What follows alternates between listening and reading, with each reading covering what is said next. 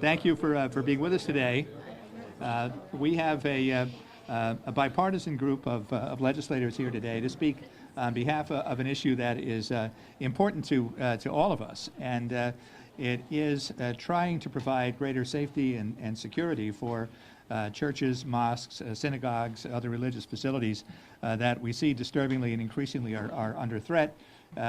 Potentially an arson case in New Haven just this week at a mosque which is located in my district. And what we're proposing is a $5 million bond allocation for purposes of improvements and safety improvements to those facilities, just as we did in the bill that we passed in 2013 after the Sandy Hook tragedy for enhanced safety and security at public schools, to which we later added eligibility for private schools to also draw on that pool for security doors, cameras, safety windows, and the like.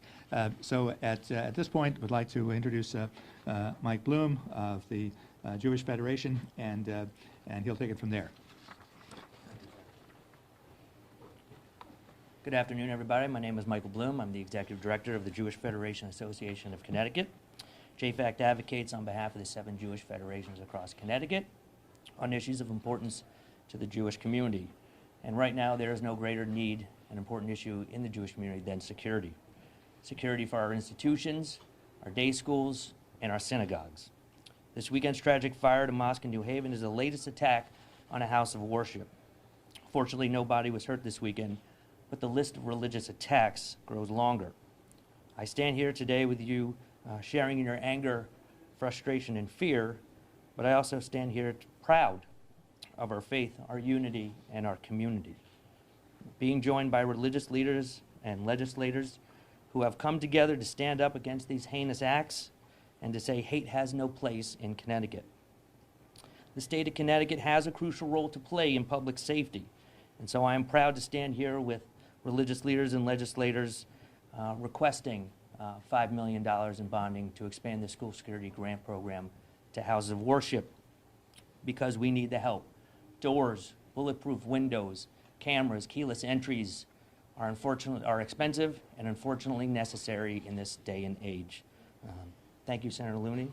And I would now like to introduce my state senator, Derek Slapp, and State Senator Saud Anwar.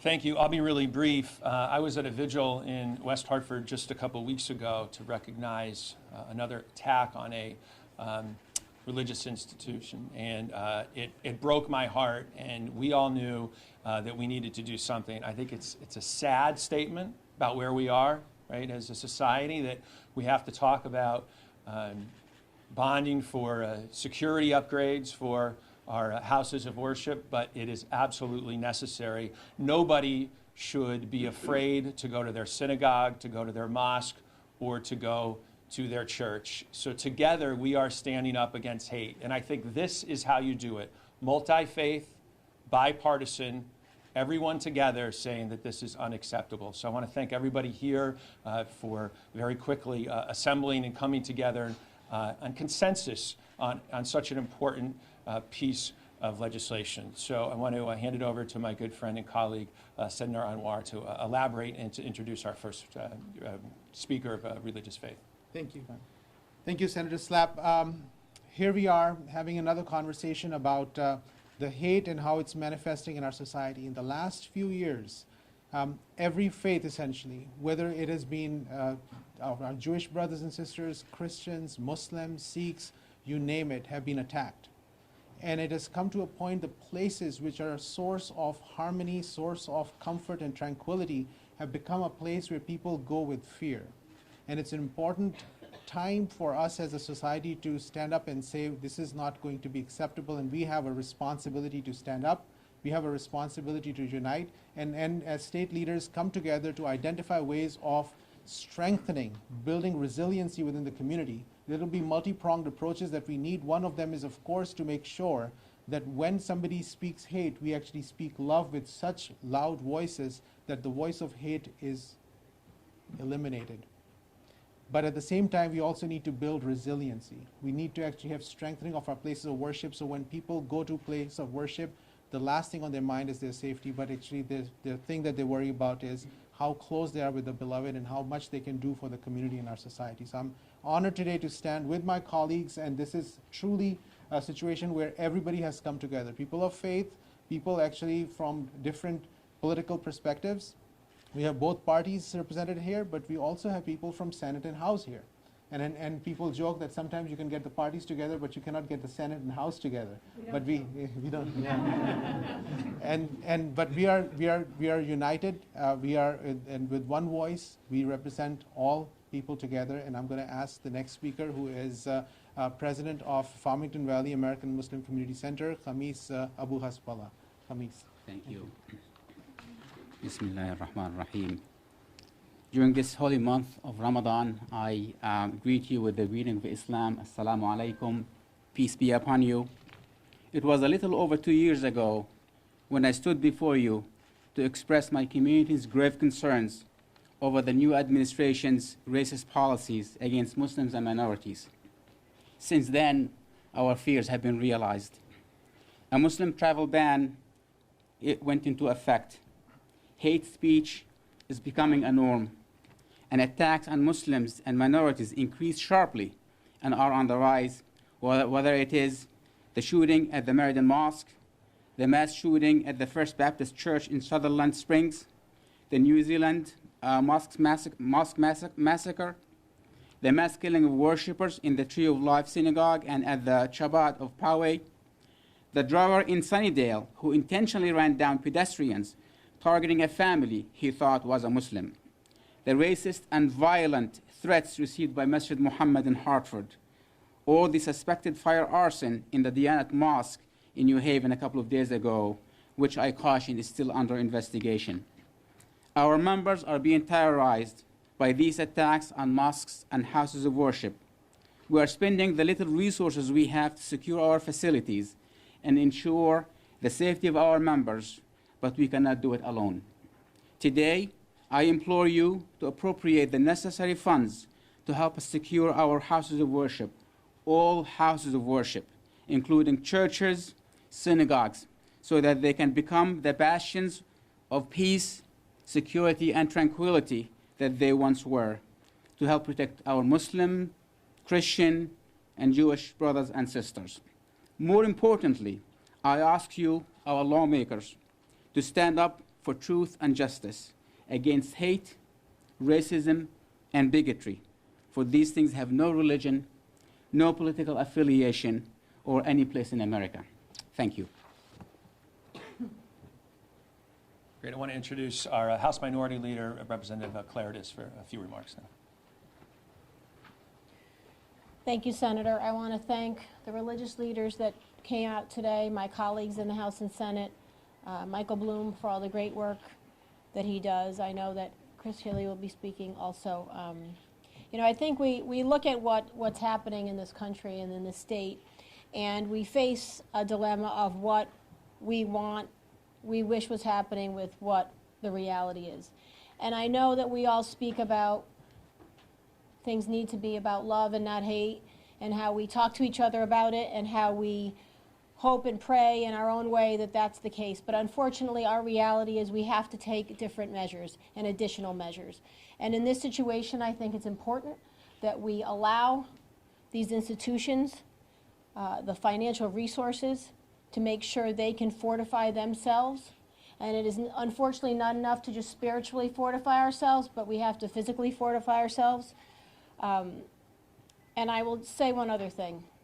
I don't care what party you are. I don't care where you live, what gender, what religion, if you worship or you do not. This is something that cannot be tolerated in our state. This is something that we personally cannot tolerate, and I think we need to do whatever we need to do to make sure that we are doing our part. We cannot guarantee that these things will stop, but we can guarantee that we can do all we can do. And you may have heard some of us talk about controlling spending and controlling borrowing and being responsible with our money. Well, I would just use this as a lesson.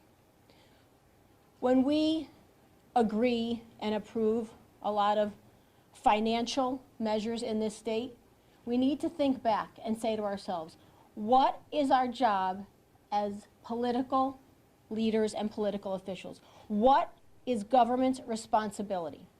And we have to always go back to safety and health of the people of this state. That needs to go to the top of the list. And this is certainly one of those things. And I proudly stand here in support of financially helping any of these institutions that need it. Thank you.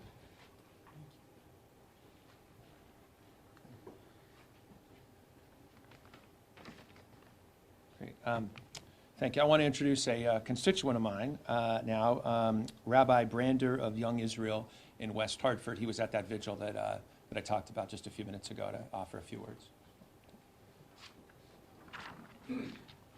Thank you to my senator and my friend, Senator Anwar.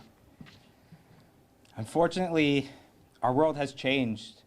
The world of our children has changed. The world of places of worship has changed, and not for the better.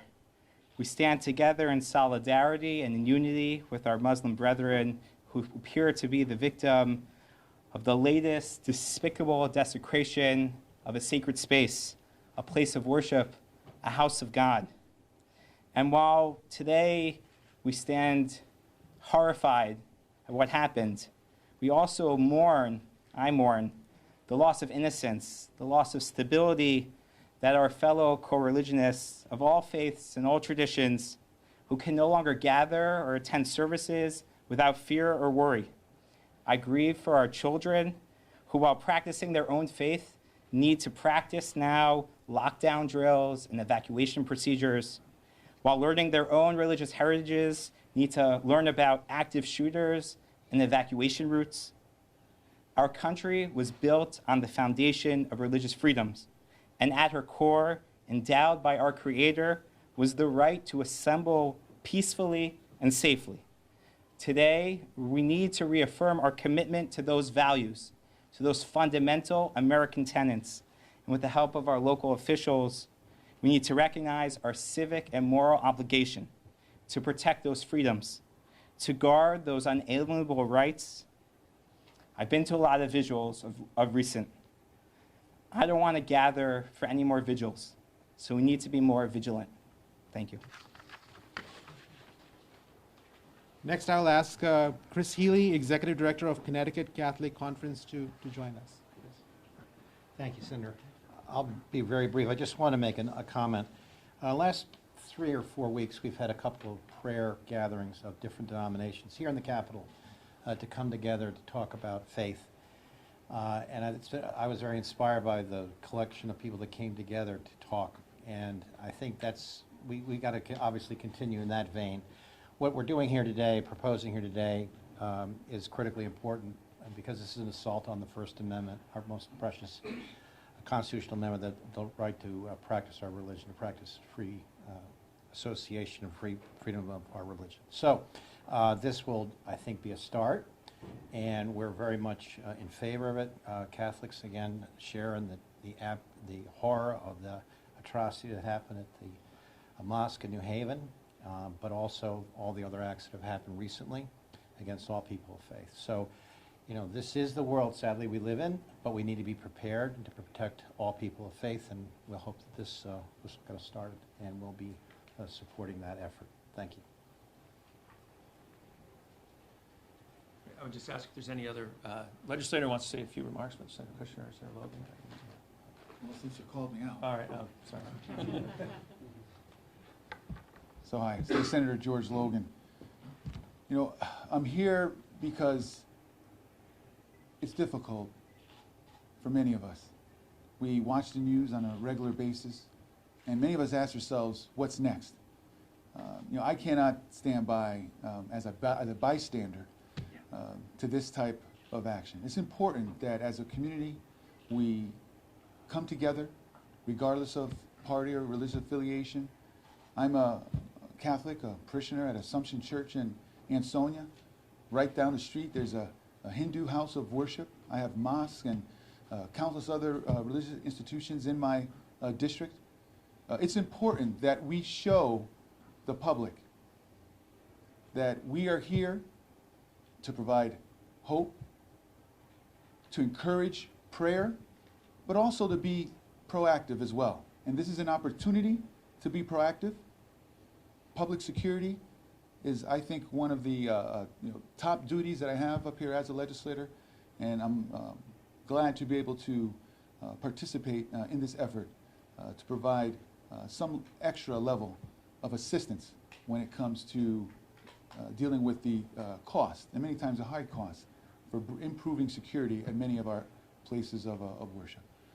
So again, I look forward to continue on this effort and doing all that we can to be louder than those with hateful voices and hateful intent. Thank you. I'm Senator Julie Kushner. It seems so far away when things happen in New Zealand, yet we stood together to mourn and to express our anger at the atrocity that occurred not long ago.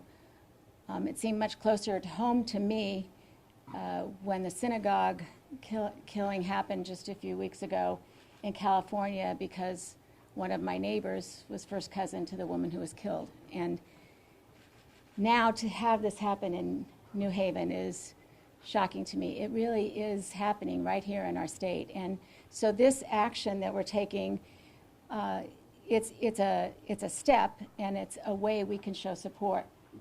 But our calling is to be much broader than that, and to really look at ways we can bring people together and stop these killings and stop these attacks, and really reach out to each other and make sure that we understand that we are standing strong. We are fearless when it comes to confronting hate.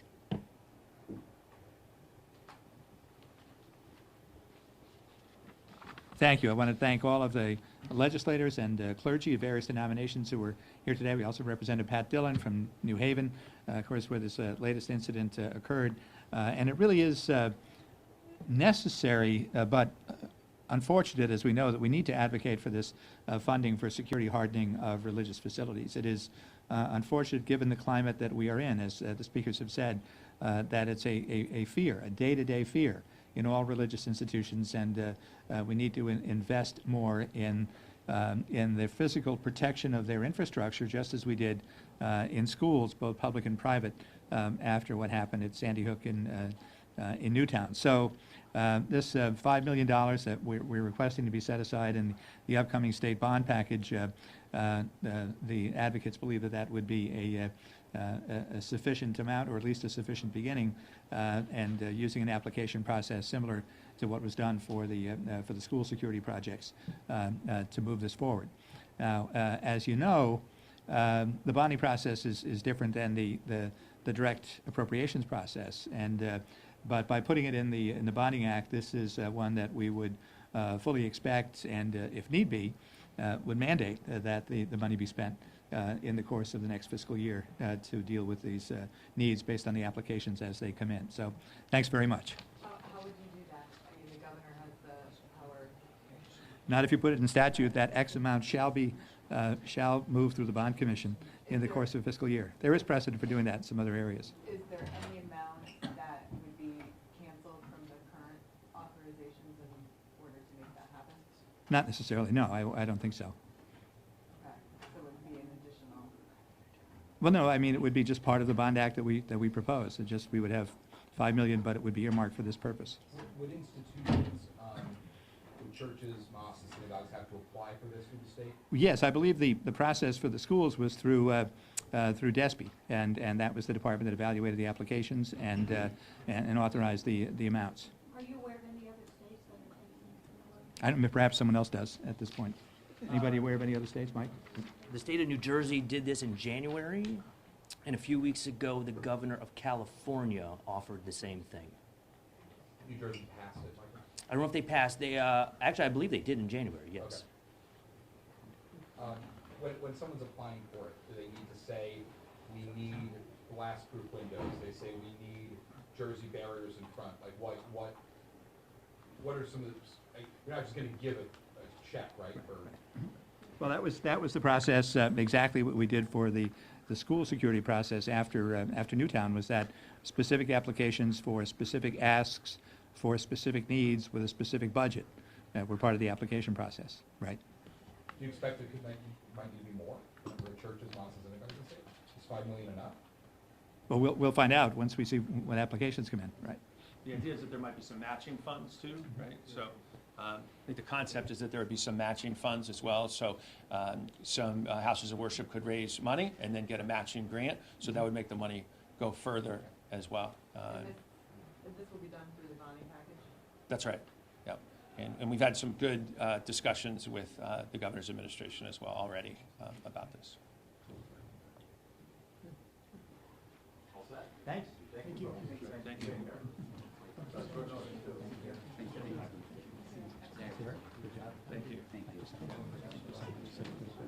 Good. Yes, she's fantastic.